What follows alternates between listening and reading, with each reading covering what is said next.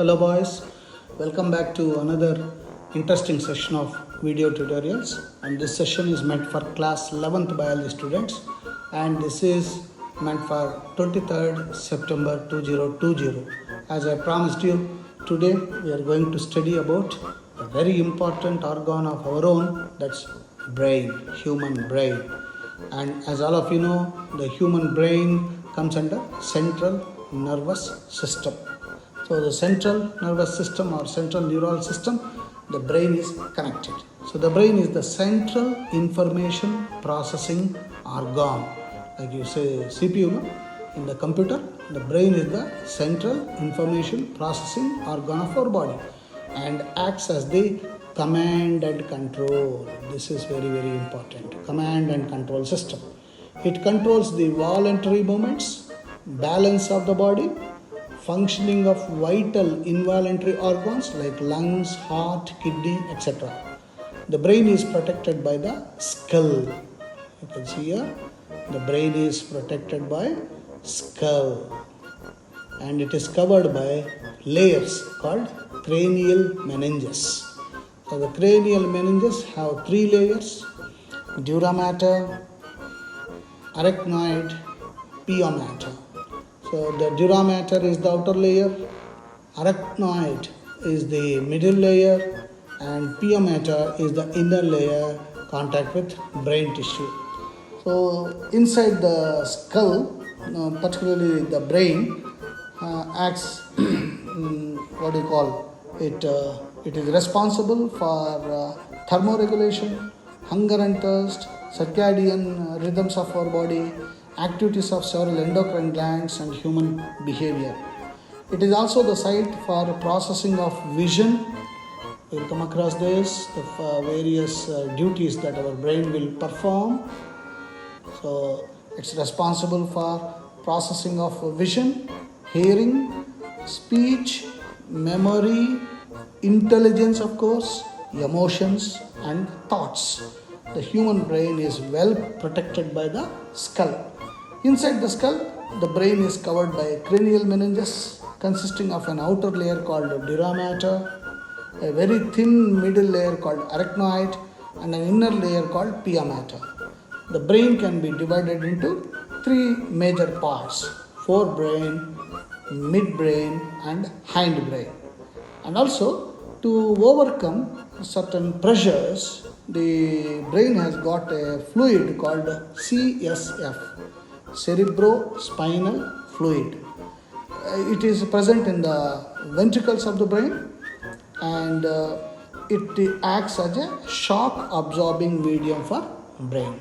And what about the various parts of the brain? As you are seeing it, the biggest part is cerebrum. Look at that. So many layers are there. And the cerebrum is divided into two cerebral hemispheres, right cerebral hemisphere and left cerebral hemisphere. Based on that, your hand use will be depending. Like if your left cerebral hemisphere is heavy, you will be a right-handed person, and if your right cerebral hemisphere is heavy, you are left-handed person. So, and sometimes you must have seen people using, like Ravi Shastri, Saurav Ganguly, maybe say Patan, people using both the hands, right as well as left. With right hand they bat and with left hand they bowl. So that means that person has got both left and right cerebral hemispheres equal weight. And then we have got corpus callosum, the inner part of it, then cerebral aqueduct, and of course we have got cerebellum. This is cerebellum part. We have got pons, and then you have got the thalamus, most important gland, and of course hypothalamus, which is considered as master gland.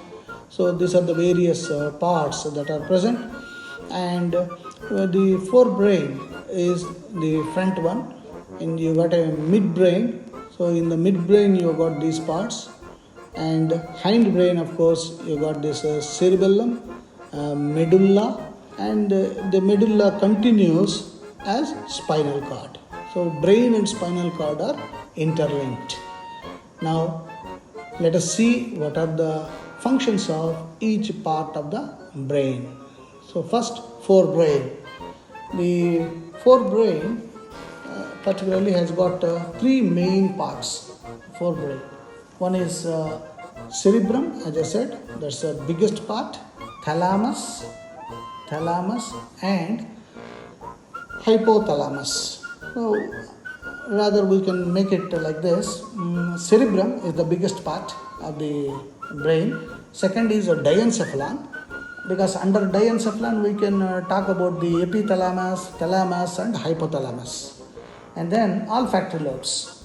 To start with cerebrum, largest and most complex part of the human brain. Cerebrum is the largest and most complex part. Let me keep this.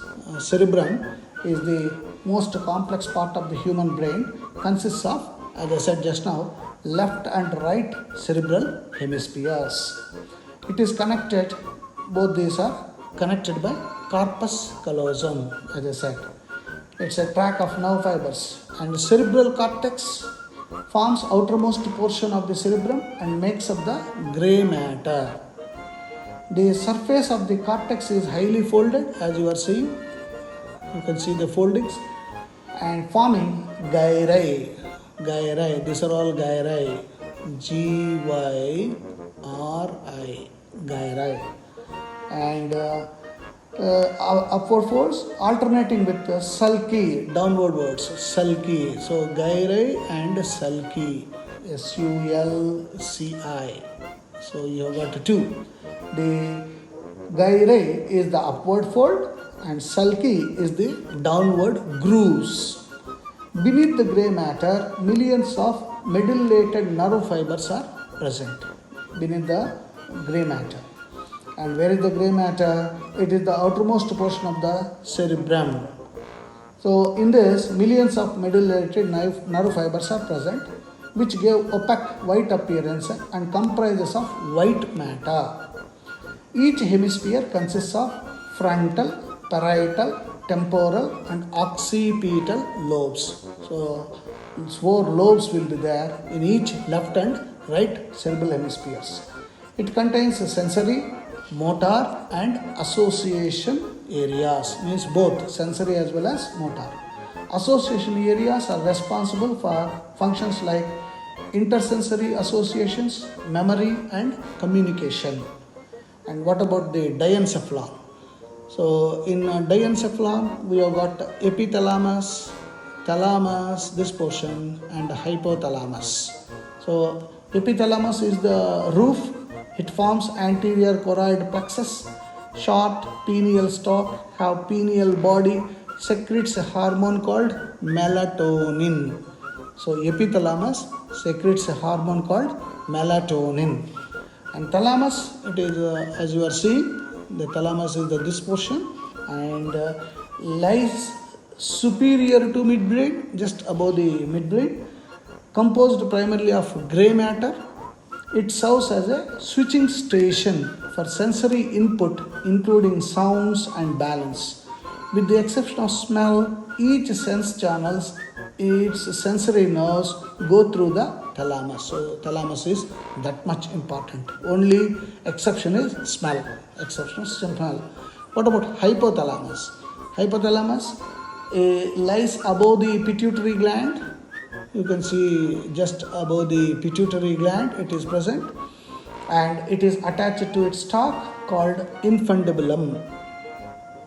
Maintains homeostasis, means balance, homeostasis, maintenance of constant internal environment. Homeostasis is maintenance of constant internal environment.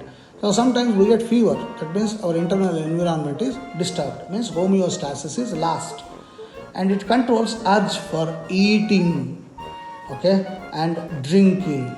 If it does not, what happens? If hypothalamus is not controlling this urge for eating, you become bokasoid. You become fatty guy. And then if it is over functioning, there is a problem, and lower functioning also there is a problem, because persons will become either too fat or too thin. So the urge for eating and drinking has to have control. And who is doing this? This hypothalamus. So thanks to hypothalamus for maintaining us and it contains neurosecretory cells which secrete hormones called hypothalamic hormones. Many hormones are secreted from this hypothalamus. That's why it's sometimes people consider this as master gland, hypothalamus. And then olfactory lobes. These are paired club-shaped structure forming anterior part of the brain concerned with the sense of smell. We just now said the exception, sense of smell. So who is doing this? Olfactory. Each lobe consists of two parts, anterior olfactory bulb and posterior olfactory tract. So the inner parts of cerebral hemispheres and a group of associated deep structures like amygdala, hippocampus form a complex structure called limbic lobe or limbic system. Along with the hypothalamus, it is involved in the regulation of sexual behavior, expression of emotional reactions, excitement, pleasure, rage, fear, anger, and motivation. See, so many things. That's why we said brain is very, very important. And then we go to the middle brain, midbrain. The midbrain is located between the thalamus. You are seeing here the midbrain. Midbrain is located between the thalamus and hypothalamus of the forebrain and pons of the hindbrain. A canal called cerebral aqueduct passes through the midbrain. Midbrain comprises of four lobes called corpora quadrigemina and crura cerebri. Corpora quadrigemina is divided into two parts: superior colliculi, sense of sight, and inferior colliculi, sense of hearing. And crura cerebri relay impulses back and forth between the cerebrum, cerebellum, pons, and medulla. And what about last one? Hindbrain. This is the hindbrain. In the hindbrain comprises of pons, this one, pons, cerebellum, and medulla. So hindbrain consists of three parts: pons, cerebellum, and medulla. Medulla is also called medulla oblongata. All of us know it. Pons is situated below the midbrain, consists of fiber tracts that interconnect different regions of the brain. A pneumotaxic center present in pons regulate breathing action. That's why I said do not hit any boy on the back of the head. Particularly if it strikes the medulla oblongata, breathing will be stopped, instantaneous death takes place. That is the reason why we should never hit anybody at that site. Okay? And cerebellum has a very convoluted surface in order to provide the additional space for many more neurons. So the cerebellum is very, very important. It is associated with the regulation and coordination of movements. All our movements are because of cerebellum. Our posture, body posture, our balance. That's why when somebody hits, you collapse at that place because you are losing the balance. So the middle of the brain is connected to the spinal cord. As you are seeing, the medulla continues in the form of a spinal cord. It contains centers which control respiration, cardiovascular reflexes, and gastric secretions. That's why medulla also very, very important. The brain stem connects to the brain to the spinal cord. The brain stem, which maintains life support system, consists of diencephalon, medulla oblongata, pons virili, and the midbrain. The brainstem not only coordinates and integrates all incoming information, it also serves as a place for entry or exit for 10 of the 12 cranial nerves. So spinal cord is very, very important along with the brain, and in our next session we will be studying about the backbone. Okay, until then, keep drawing the diagram, post your doubts in our group, and the section, the vertical section of the brain, draw it, label it, and write. Like if you are writing corpus callosum, what is the function of corpus callosum? You are writing pons, what is the function of pons?